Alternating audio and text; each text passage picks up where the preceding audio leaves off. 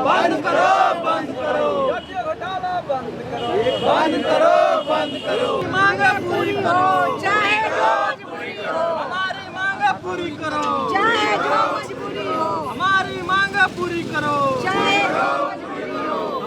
Ma'am, आप सबसे ज़्यादा एक्टिव रह रही थी जब आप सरकार में थी, अचानक नाराजगी क्यों हो गई? हमारे नाराजगी कुछ नहीं हुआ, मैं समाज के साथ में समाज के साथ में अगर ना इंसाफी होगा तो सबसे पहले मैं जिस समाज की बेटी हूँ समाज का काम करूँगी। और उस समाज का काम ये है कि हमारे जो आंकड़ा कम आंका गया है तो हमारा प्रभाव क्या पड़ेगा, हमारे सामाजिक पर भी पड़ेगा, आर्थिक पर पड़ेगा, राजनीति पे पड़ेगा, उनके रोजगार पे पड़ेगा, उनके रहन सहन पे पड़ेगा। तो अगर मैं उस समाज से आई हूँ तो उसे अच्छा होना चाहिए कि खराब होना चाहिए। अगर हमारा 7 से 8% हमारा अधिकार है तो हमें 7 से 8% क्यों नहीं आंका गया, क्यों नहीं गिनती? आप कहते हैं गिनती कराए हैं, हम एग्जाम्पल के लिए बताए हैं कि हमारे जत्था के जत्था लोग जो लाखों लोग बाहर जाते हैं, चिमनी पे काम करते हैं दूसरे प्रदेश में, इस प्रदेश में तो काम है नहीं तो दूसरे प्रदेश में जाते हैं रोजगार के लिए, उन लोगों को छोड़ दिया गया।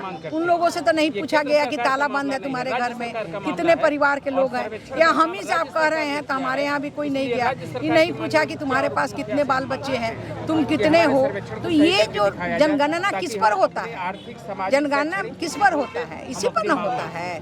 तो हम निश्चित रूप से आर्थिक, सामाजिक और जो राजनीति है इसके ऊपर में और जनगणना सही हो इसके लिए हम धरने पर बैठे। और मैं उस समाज से आती हूँ, मैं किसी पार्टी का लेवल से नहीं हूँ, मैं समाज से बैठी हूँ। क्या लगता है आपको मैम कि क्या नीतीश कुमार का ये जो डिसीजन है वो सही है या गलत है? नहीं है, गलत। मैम, आरजेडी और जेडीयू, ठीक है, दोनों ने मिलकर जो ये जनगणना का प्रस्ताव पारित किया है, वो कहते हैं कि हमारी जनगणना जो है ये सरकार को सही दिशा में ले जाएगी। इसमें आपकी क्या राय है? देखिए, ये टोटल का टोटल गलत है। और जो चाचा भतीजा हैं, चाचा तो थोड़े सही भी थे, भतीजा का तो आप पूरी हिस्ट्री देख ही रहे हैं, पूरे ऊपर से लेके नीचे तक देख रहे हैं। लोग कह रहा है कि मैं बहुत अच्छा काम कर रहा हूँ। मैं कहना चाहती हूँ कि जो भी आरक्षण मिला वो चाहे कर्पूरी जी के राज्य में जब कैलाशपति मिश्र जी थे तब, और नीतीश जी के राज्य में जब हम लोग साथ में, जब बीजेपी जब साथ रहा तभी आरक्षण मिला। उसके पहले ना उसके बाद में कभी आरक्षण मिलने वाला है, ना अच्छा काम होने वाला है। जब तक हम लोग थे काम किए, हम लोग नहीं हैं, काम का नतीजा आप देख रहे हैं। चाहे वो सड़क हो, चाहे कोई भी काम हो, कोई बड़ा से बड़ा काम हो, चाहे हॉस्पिटल की लापरवाही हो, चाहे किसी भी तरह से। देखिए आज 18%, 20% ऐसे पैसा जा रहे हैं सड़क के लिए। क्या बनेगा सड़क, क्या होगा काम? ये सब जो है एक दृष्टि होता है काम करने का, और राजनीति करने की अलग दृष्टि होती है। हम लोगों का जुनून होता है काम करने का, ये जुनून नहीं है। जब जिस दिन जुनून बिहार को हो जाएगा, बिहार का पिछड़ा नहीं रहेगा। हमारा समाज 10 लाख लोग जो बाहर में काम करते हैं, जो ईंटा पाथते हैं, बाहर जाके रोजगार करते हैं, बिजनेस करते हैं, वो नहीं करते, वो सब बिहार में रहते हैं। आप क्या चाहती हैं? हम चाहते हैं कि हमारे लोग बिहार में रहें और बिहार का विकास हो, और जितना ज़्यादा विकास होगा, जब हमारे यहाँ फैक्ट्रियाँ लगेंगी, बड़े बड़े काम होंगे, तो हमारे लोग जो बाहर क्यों जा रहे हैं, सब हमारे यहाँ रहेंगे। देख रहे थे कि उप मुख्यमंत्री रेणु देवी का जो बयान है वो कहीं ना कहीं स्पष्ट रूप से ये नज़र आ रहा था कि मैं इसके विरोध में हूँ। जातीय जनगणना जो है वो गलत रूप से कराई गई है, इसमें जो पैसा इन्वेस्ट किया गया है वो सही नहीं है, और इसको फिर से जो रिपोर्ट है वो फिर से जारी करनी चाहिए। और ये नीतीश कुमार और तेजस्वी यादव की जो सरकार है कहीं ना कहीं गलत कर रही है, ऐसा मानना है हमारी पूर्व उप मुख्यमंत्री रेणु देवी का। यहाँ पे बहुत सारे लोग आए हैं उनके समर्थन में, उनसे भी बाइट लेंगे, जानेंगे कि आखिर क्या माजरा है। बिहार का पैसा था और बिहार का पैसा यूज किया गया। बिहार सरकार ने जो भी पैसा यूज किया गलत ढंग से यूज किया। इस गलत ढंग के जरिए हम लोगों ने जो भी मांग किया है कि हमारे समाज का जनगणना, जातीय जनगणना जो हुआ गलत किया गया है, पूरे ढंग से किया नहीं गया, और जो दिखाया गया है आंकड़ा बहुत गलत आंकड़ा दिखाया गया है। हम लोग 7 से 8% आज नोनिया बिन बेलदार समाज से लोग हैं, जो कि हमको 3%, 2.5% दिखाया जा रहा है। हमारे जातीय को खंड खंड भागों में बांटा जा रहा है, जबकि हम जाति नोनिया बिन बेलदार, खरवट, कई एक ऐसे जाति हैं जो 20 जाति 20 जाति में हम लोग हैं, 20 खंड में बटे हुए हैं। इन सभी जाति अगर खंडों को एक करके दिखाया जाए तो आज हम लोग यादव समाज से ऊपर हैं। और मैं चाहता हूं कि बिहार सरकार जो भी किया उसकी प्रायश्चित करके और एक बार जातीय जनगणना फिर से करवाए, हम लोगों को समाज को खंडित न होने दे। देखिए यादव समाज का जनगणना जो इन्होंने किया, लालू यादव के गोद में बैठे हुए हैं नीतीश जी।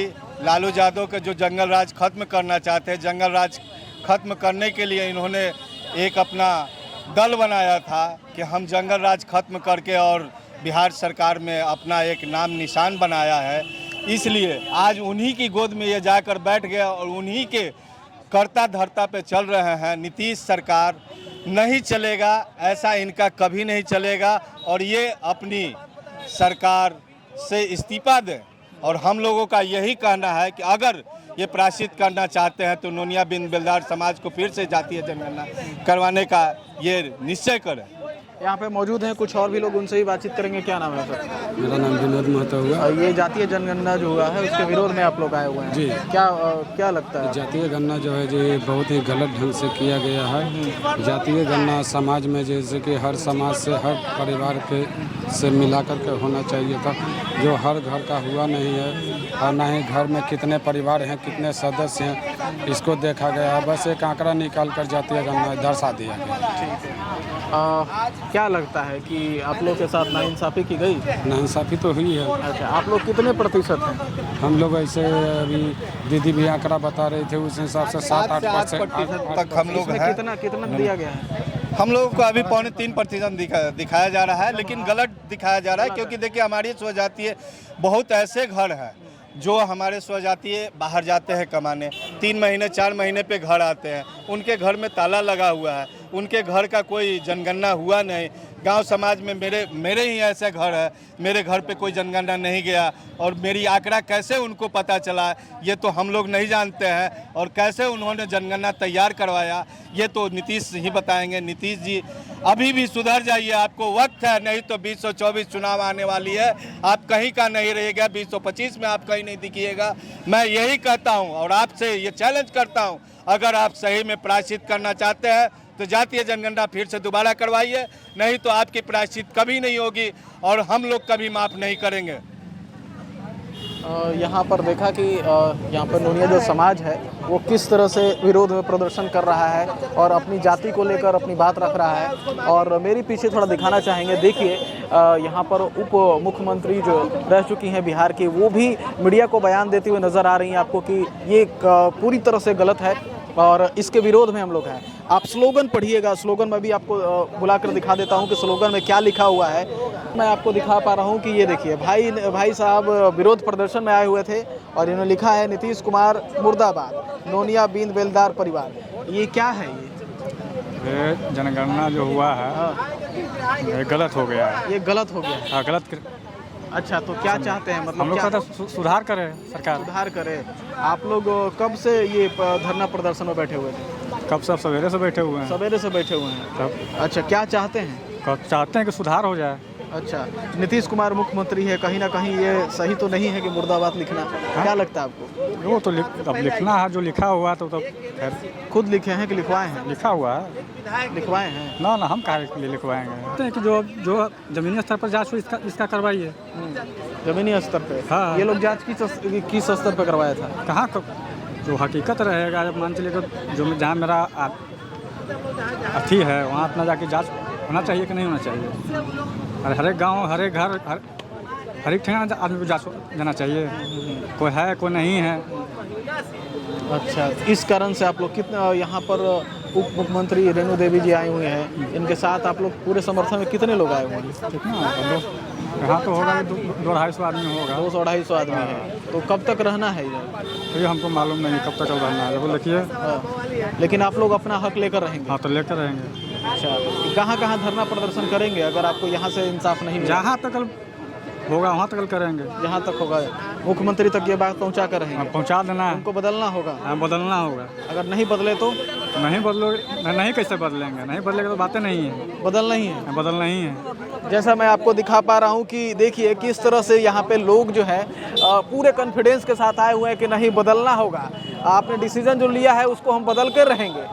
तो कुछ इस तरह से आपको दिख रहा होगा ये नोनिया समाज जो है जातीय जनगणना से किस तरह नाराज है, यहाँ पर विरोध में है। तो कहीं ना कहीं ये इम्पैक्ट डालेगा एक जातीय जनगणना के ऊपर में।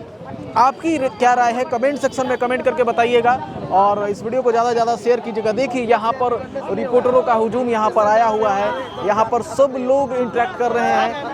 उप मुख्यमंत्री जो रह चुकी हैं जो पूर्व में, उनसे बाइट ले रहे हैं। यहाँ लोगों को देखिए, लोगों के हुजूम को देखिए, क्या क्या स्लोगन लेकर यहाँ पर बैठे हुए हैं। आप लोग इतना खासा नाराज़गी क्यों है?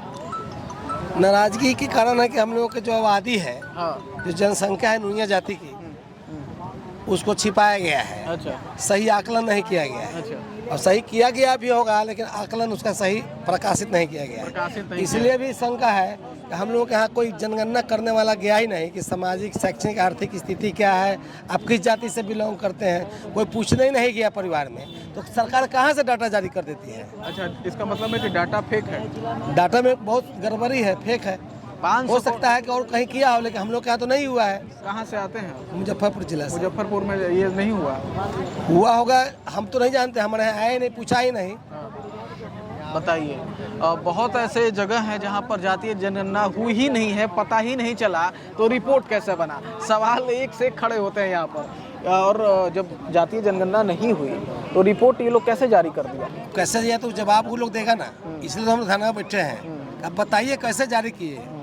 आप लोग कितने प्रतिशत हैं अपनी जाति? हम लोगों का 7 से 8% है। आंकड़ा में क्या बताया गया है? आंकड़ा में 1.9, मैं 3.5% बताया तीनों जाति को। 3.5? एक ही जाति को पहले ही लोग क्या किया है कि नुनिया अलग, बींद अलग, बेलदार अलग, तीनों का नोटिफिकेशन अलग कर दिया था और अलग अलग जनगणना हुआ है। जबकि अन्य कास्टों में देखे हैं कि कई जातियों का एक साथ निकला है। कहीं ये तो नहीं ना कि आपस में लड़वा दिया जाए? लड़वाने के लिए तो शुरू से ही चलता ही है कि कमजोर रहेगा लड़ेगा, हम आगे रहेंगे। नीतीश कुमार क्या चाहते हैं? क्या चाहते हैं तो वो समझे, उनका सोच क्या है। आप उनसे क्या चाहते हैं? हम लोग चाहते हैं कि हम लोग का जो सही आंकड़ा है उसको जारी कीजिए आप। ठीक है, कुमार साहब की मांग है कि सही आंकड़े जारी किया जाए। आंकड़ा जारी कीजिए, नहीं करेंगे तो फिर आंदोलन होगा। आंदोलन कहाँ तक होगा? अनवरत चलते रहेगा जब तक लड़ाई जब तक चलती रहेगी, जब तक अधिकार है जो हम लोग डिमांड कर रहे हैं नहीं पूरा होगा। कब से आए हुए हैं आप लोग? सुबह 10 बजे से।